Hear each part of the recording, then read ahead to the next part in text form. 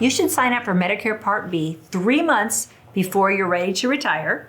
And for a lot of people, that is 3 months before they turn 65. And when we talk about Medicare, we're talking about the first day of the month that you turn 65. So 3 months before you're ready to retire, you need to call us and we can guide you on how to sign up for Part B, what it's going to cost, and what it's going to cover. Without Medicare Part B, you won't be able to get supplemental coverage, such as a Medicare Supplement plan or a Medicare Advantage plan. So if you don't know when you're going to retire and you're working for an employer that provides you group health insurance, and you're 65 and you want to keep working. 50% of people want to keep working past 65. That is fine. There's no penalty for not signing up for Part B. In fact, there's a great financial advantage for not signing up.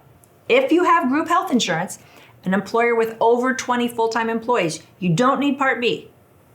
Save the money. Whenever you want to retire, maybe it's at 66, maybe it's at 70, maybe it's at 75. Call us 3 months beforehand, and then we'll sign you up for Medicare Part B. Then you can start paying for Medicare Part B, but there's no need to pay for it if you're going to remain on your employer's group health plan. If you're self-employed and you don't sign up for Medicare Part B at age 65, there is a hefty penalty. It's 10% a year for every year that you don't sign up. So if you are not on an employer health plan, be sure and call us, get the right advice so you don't make a mistake.